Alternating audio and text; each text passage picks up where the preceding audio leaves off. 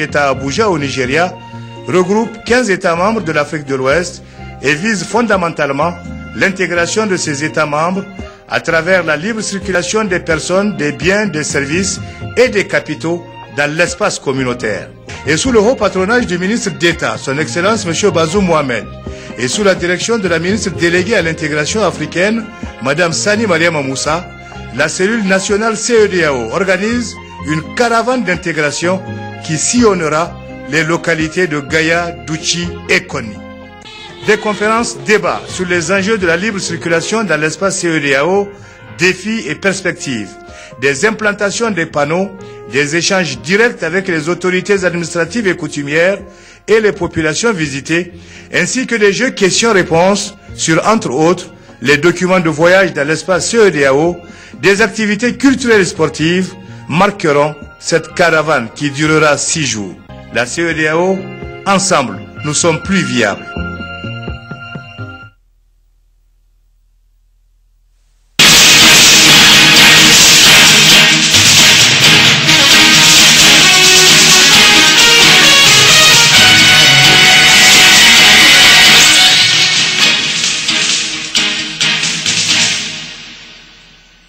Mesdames et messieurs, bonsoir. Le président de la République, chef de l'État, Issouma Amadou, est arrivé ce matin à Singapour où il effectue une visite de travail. Le compte rendu avec nos envoyés spéciaux, James Didier et Hamani Singh.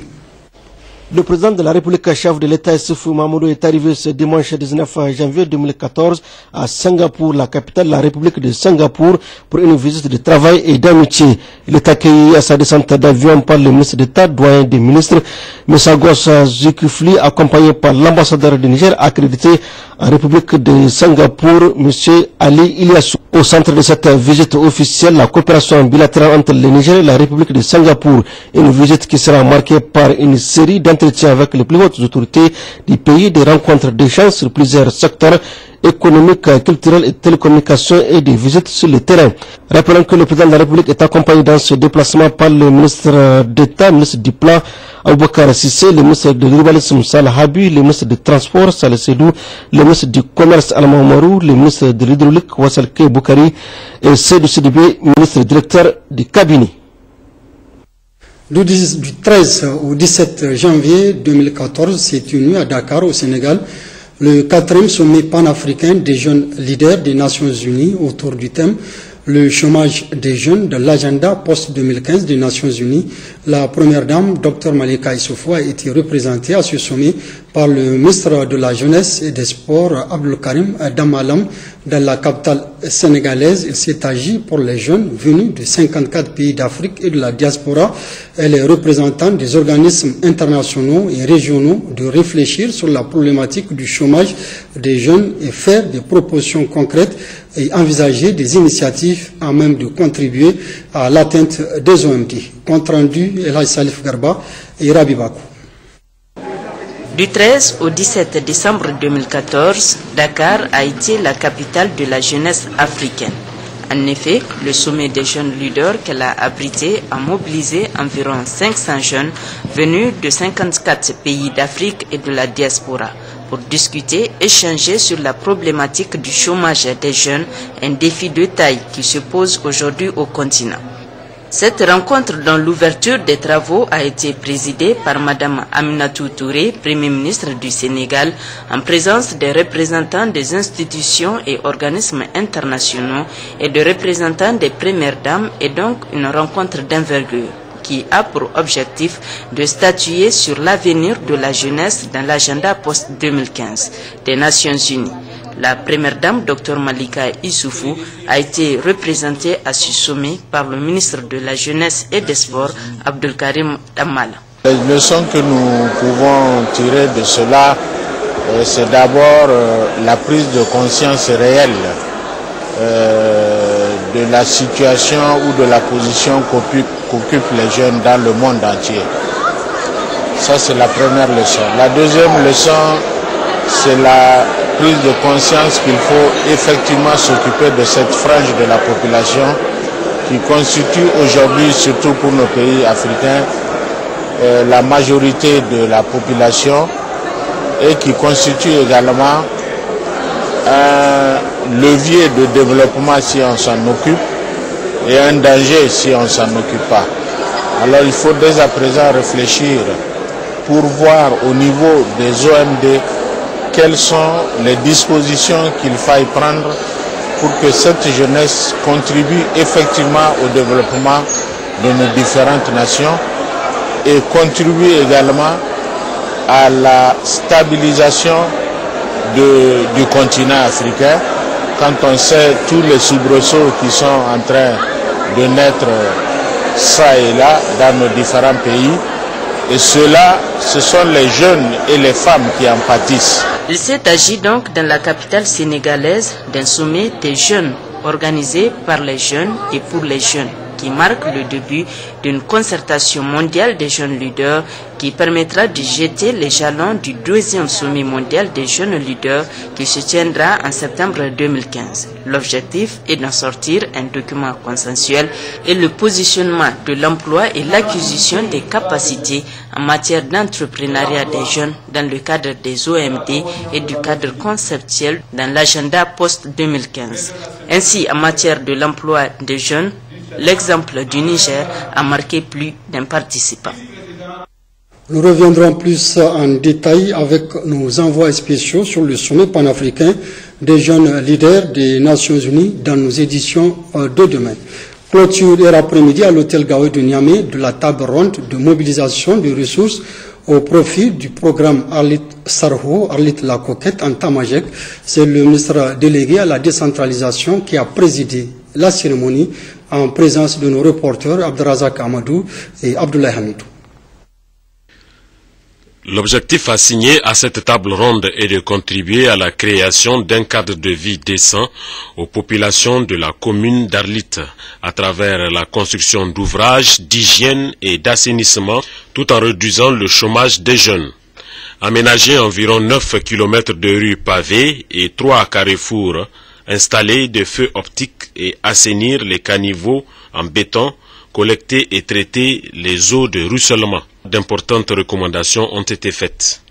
Exécution d'études d'APD complète par le cabinet technique agréé avant exécution. Exécution d'une étude d'impact environnemental et social. Mise en place d'une équipe de contrôle et de suivi technique du programme. Mise en place d'un plan de communication. Mise en place d'un programme d'entretien des ouvrages existants et à réaliser. Étendre le projet en prenant en compte la composante eau et la gestion des ordures. Prendre en compte la question de la pollution radioactive, entre autres. Les annonces et engagements pour le financement du programme Arlit Sarho, inscrits dans le cahier dans le registre officiel d'engagement.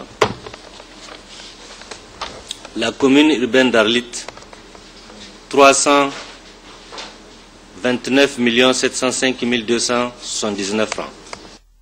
En prenant la parole, le ministre délégué à la décentralisation et aux affaires coutumières et religieuses, Mohamed Sanoussi El Hadji Samoro, a remercié tous les participants et partenaires pour la mise en œuvre de ce programme. Les féliciter, mais aussi encourager ceux qui ne se sont pas prononcés.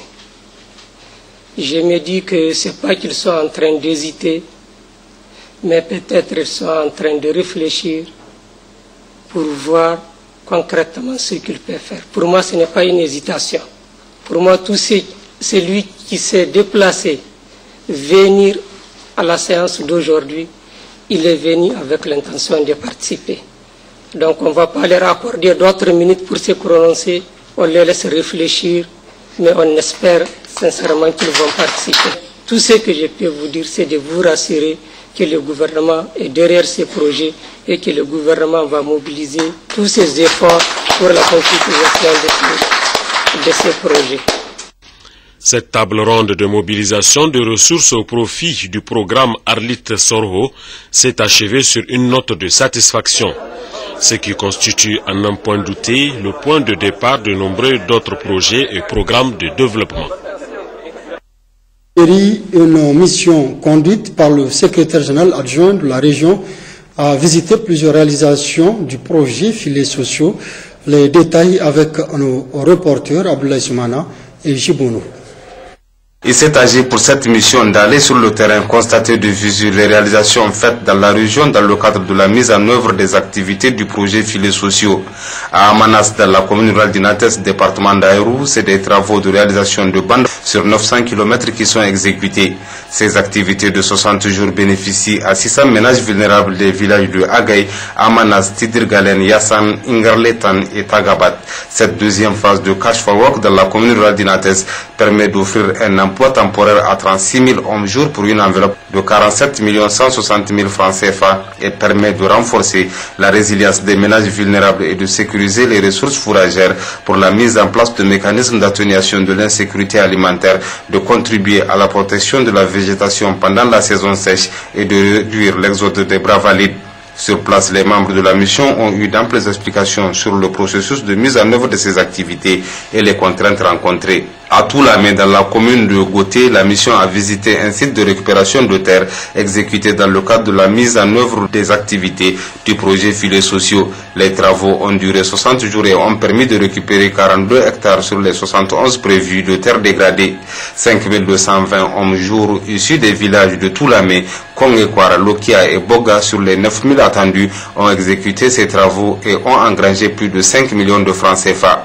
Au cours des échanges avec les responsables et les bénéficiaires, la mission a pu constater que la participation physique attendue n'est pas atteinte et concomitamment les réalisations physiques et financières au terme du micro-projet. À toutes les étapes, le secrétaire général adjoint de la région a transmis les salutations et les encouragements du président de la République, chef de l'État Issouf Mahamadou à ses populations. El Haji Arimani Mamadou a situé toute l'importance de ces travaux et leur place au sein du programme de renaissance du Niger et les importants moyens déployés par l'État et ses partenaires. Il a exhorté les populations à s'approprier ces réalisations et à soutenir les initiatives des plus hautes autorités de notre pays pour un rayonnement harmonieux du Niger. À Tawa également, on a procédé au lancement de l'opération Cash Transfert au titre du projet Filets sociaux. La mission à ce niveau est conduite par El Hadj Mangoni Boulama, secrétaire permanent du dispositif national de prévention et de gestion des catastrophes et crises alimentaires. Cette mission a également visité des réalisations dans les départements de Madawa et Keita, compte rendu Fajimata Gabidine et Laolissini. C'est par le site de Tambay sédentaire du projet Filets sociaux que la mission conduite par le secrétaire permanent du dispositif national de prévention et de gestion des catastrophes et crises alimentaires, El Hadji Mahamangoni Boulama, accompagné d'une forte délégation, ont commencé la visite de supervision dans la journée du 16 janvier 2014. La mission conduite par El Hadji Mahamangoni Boulama, qui avait visité deux sites de récupération des terres de l'année 2013, celui de Tambay sédentaire et Guidan Haïdo, commune rurale de Sabangida, a aussi visité deux villages ayant bénéficié de cash transfert au bénéfice des retournés de la Côte d'Ivoire et de la Libye. Il s'agit du village de Timbabaten, commune de Garhanga, et de Takashouar, commune de Ibohaman. À cet effet, El Hadji Mahamangoni Boulama a livré un témoignage du bilan de sa mission. Je saisis cette occasion pour cette occasion de lancement de la deuxième phase de cash transfert dans le cadre du projet Filets sociaux de la cellule Filets sociaux de Tawa pour vous apporter les témoignages suivants. Les opérations ont été conduites, bien conduites, et les populations bénéficiaires, soit 240 ménages, en sont très satisfaits. 240 ménages sur l'ensemble des sites que nous avons visités. Et 109 épouses d'hommes retournés forcés de Côte d'Ivoire et de Libye, des villages de Chimbabatan, Gahanga et de Karkama, Iboaman, ont bénéficié de 10 000 francs CFA par femme pendant 12 mois sous forme de cash transfert inconditionnel, soit pour ces deux villages seulement 13 80 000 francs CFA. Ces femmes se sont organisées en 3 groupements féminins et ont cotisé 1 000 francs par femme et par paiement pour alimenter des caisses de réserve à hauteur de 1 291 000 francs CFA avec lesquels elles ont constitué des stocks, des réserves alimentaires. Le secrétaire permanent du dispositif national de prévention et de gestion des catastrophes et crises alimentaires n'a pas manqué de rappeler l'importance du cash transfert contrairement aux idées qu'on peut s'en faire. Le cash transfert peut être source d'épargne et facteur de sécurité alimentaire pour les bénéficiaires car, comme nous l'avons vu au cours de cette mission, il a tendance à bourgeonner, à fleurir, à fructifier et à s'auto-développement. Ainsi, le village de Ifrikawan, commune rurale de Tajaye, a servi de cadre dans la journée du 18 janvier 2014 pour le lancement officiel du programme de transfert monétaire 2012-2017 au profit de 6 000 ménages les plus vulnérables de la région de Tawa. Dans son discours d'ouverture, le gouverneur de la région de Tawa, M. Salifou Bamo, n'a pas manqué de rappeler l'objectif de ce projet. L'objectif de ce projet est de mettre en place et soutenir un système de filets sociaux, ce qui contribuera à améliorer l'accès des populations pauvres et menacées d'insécurité alimentaire au programme de transfert d'argent et de travaux communautaires communément appelés rémunération contre travail. Il a, avant de terminer son propos, réitéré leur sincère remerciement aux autorités administratives et coutumières, à l'ensemble de la commune rurale de Tajaye, qui sont sortis massivement pour un accueil chaleureux. Les premiers bénéficiaires ont reçu leur argent de la main des autorités administratives et coutumières présents à la cérémonie. Mission similaire de la région du Maradi, elle a sillonné les communes des départements de Guidarumji et Mayaï. Reportage Ibrahim Hassimiso et Sanoussi Garba. L'objectif global assigné à cette mission, vous l'avez dit, est de superviser les activités du projet Fileux sociaux, un instrument de protection sociale dans certaines de ces zones d'intervention. Il s'agit plus spécifiquement, entre autres, d'apprécier sa mise en œuvre globale, constater l'état de réalisation, rencontrer les acteurs de terrain, échanger avec eux pour recenser les difficultés et formuler à la fin des recommandations. Elle a fait une dizaine de villages, des communes de Guidansori, Saï Saboua et Issaouan. Il faut rappeler que c'est dans un contexte d'insécurité alimentaire que le gouvernement du Niger a mis en place un système permanent de filets sociaux afin d'améliorer l'accès des populations pauvres et menacées d'insécurité alimentaire au programme de transfert d'argent, qui est le cash transfert, et de travaux communautaires, qui est le cash for work, la cellule filets sociaux et la structure chargée de mettre en œuvre toutes les interventions en cette matière. La mission a duré 3 jours et a considéré aussi le volet comportemental, à savoir des informations et de la sensibilisation des populations sur les pratiques familiales essentielles. Elle a aussi été l'occasion de procéder hier samedi au lancement des opérations du cash transfert dans le village de Meilel-le-Mazadou. C'est dans la commune rurale de Issaouan. Il est bon de rappeler que ce projet de filets sociaux pour faire face à cette insécurité est entré en vigueur en octobre 2011. Il doit durer 6 ans pour un coût total de 35 milliards de francs CFA pour le Niger. Ce lancement concerne les opérations de cash transfert au titre de la seconde tranche de cette première phase. Elle consiste à distribuer 10 000 francs aux femmes les plus vulnérables des villages retenus par mois et pendant 24 mois. Opérations qui ont démarré en mars 2013. J'ai saisi cette opportunité pour exhorter les ménages bénéficiaires à adopter de meilleurs comportements et à utiliser le cash dans le strict de l'amélioration de leur situation alimentaire et nutritionnelle déjà précaire. Cette mission vient en prélude à la réunion du comité de pilotage instance suprême qui se tiendra à Terra du 20 au 21 de ce mois. Selon le chef de l'équipe venu du niveau central, Aliou Abdali, les constats sont satisfaisants. Donc au terme vraiment de cette mission, nous faisons une motion spéciale de remerciement aux autorités de la région de Maradi, le gouverneur en premier, et au niveau des autorités communales pour nous avoir vraiment facilité la tâche pour mener cette mission de supervision à terme. Il est à noter enfin que les membres de la mission de supervision ont rencontré au début comme à la fin les autorités administratives pour les informer et leur faire part en même temps de leurs préoccupations et de celles des populations bénéficiaires qui ont beaucoup remercié les autorités de la 7e République. Restons à Maradi où, au terme de son périple, la mission d'information et de sensibilisation sur la réforme des examens du CFEPD et CEP franco-arabe a fait le point des différentes rencontres qu'elle a eues avec les acteurs de l'éducation de base, compte rendu Moussa Jariri et Imran Idrissa. La rencontre d'échange avec les syndicats, les structures des parents d'élèves et les membres de la société civile a constitué la dernière de cette série de rencontres des membres de la mission avec les acteurs de Maradi. Comme au niveau des autres étapes, à Maradi, les exposés et débats se sont focalisés sur le processus ayant abouti à la réforme des examens du CFEPD et du CEPE franco-arabe, au mode d'évaluation des élèves, à la procédure d'orientation, à l'évaluation de la réforme elle-même et aux mesures d'accompagnement ainsi qu'aux recommandations. Au terme de toutes ces rencontres, le chef de la mission, Ari Abami, tire les leçons.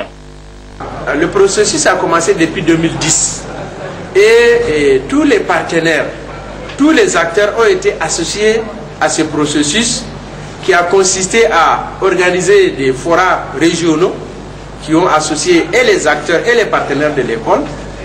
Ensuite, il y a eu un forum national qui a fait le débat sur le bien fondé ou non de la réforme. Et à la dernière réunion des cadres du ministère de l'Éducation nationale tenue ici même à Maradi en mars 2013, les acteurs ont été sensibilisés, informés du contenu de la réforme. Et donc nous pensons que c'est le début de la vulgarisation de la réforme. Le syndicat national des travailleurs du pétrole, le SINATRAP, tient depuis ce matin à Niamey sur un congrès statutaire, congrès dont l'objectif est de permettre aux participants de débattre des préoccupations de l'heure et doter le dit syndicat d'organes exécutifs forts. Reportage Djouari Siaka et Issa Kaissa. Les travailleurs du secteur du pétrole se sont organisés et ont compris la nécessité de lutter pour acquérir des avantages, mais aussi pour améliorer leurs conditions de travail. Ce congrès vise à redynamiser cette organisation en mettant en place un bureau exécutif capable de défendre leurs intérêts. Il est aisé de constater que la création du SINATRAP a permis des changements dans les relations de travail. Ainsi, des négociations ont été menées dans certaines compagnies du secteur ayant abouti à la signature de protocoles d'accord qui ont permis d'engranger et ou d'espérer des acquis importants pour les travailleurs.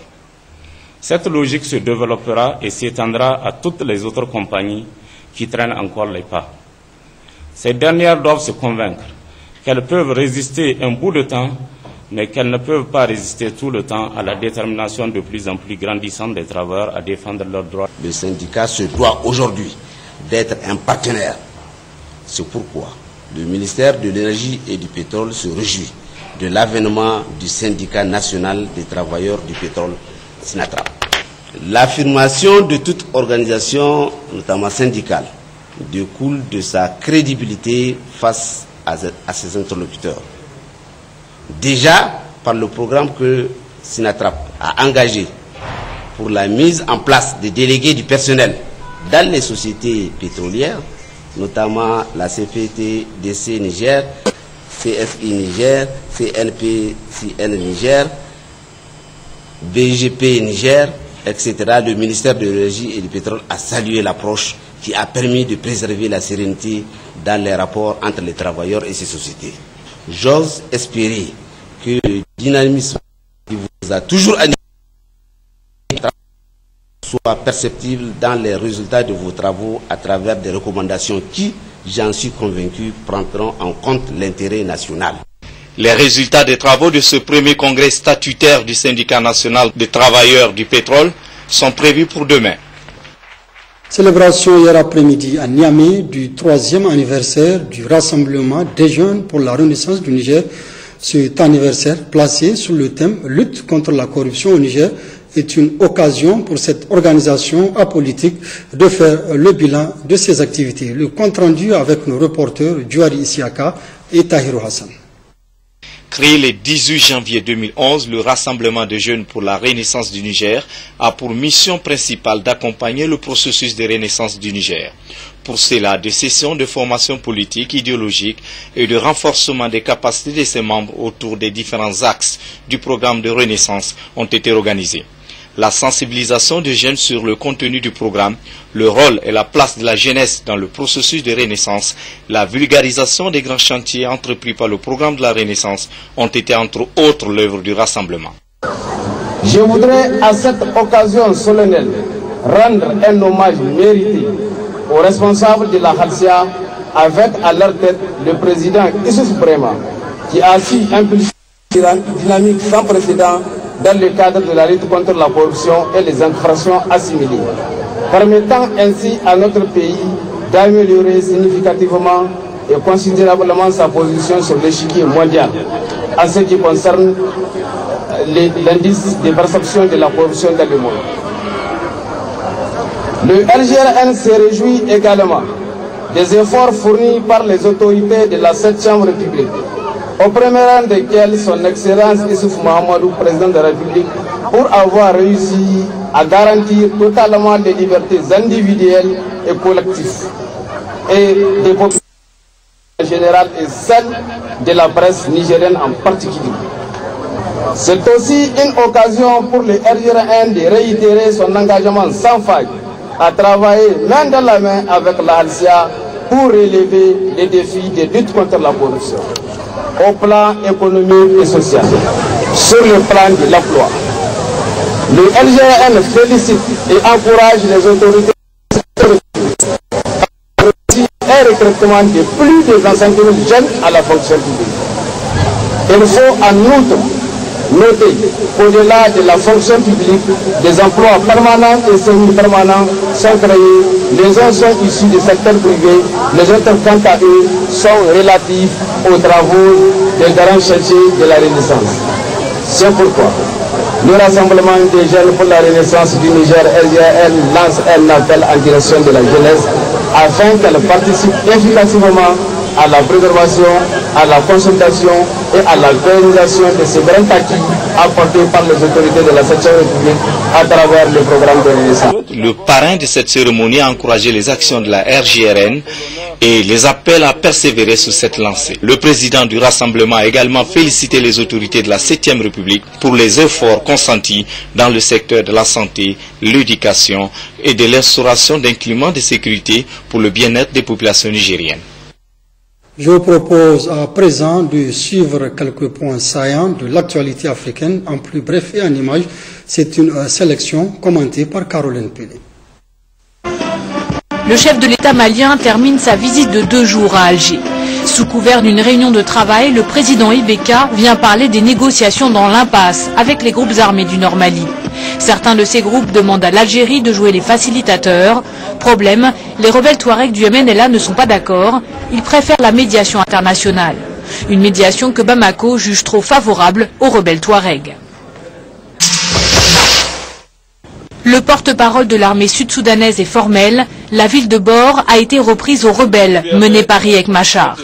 Depuis le début du conflit le 15 décembre, Bor, capitale de l'état stratégique du Jonglei, a déjà changé de main 4 fois. La rébellion confirme son repli qualifié de tactique. Des dizaines de milliers d'habitants ont fui la ville, se réfugiant auprès de l'ONU ou des pays voisins. Nouvelle incursion au Cameroun des islamistes nigérians de Boko Haram. Des combattants de la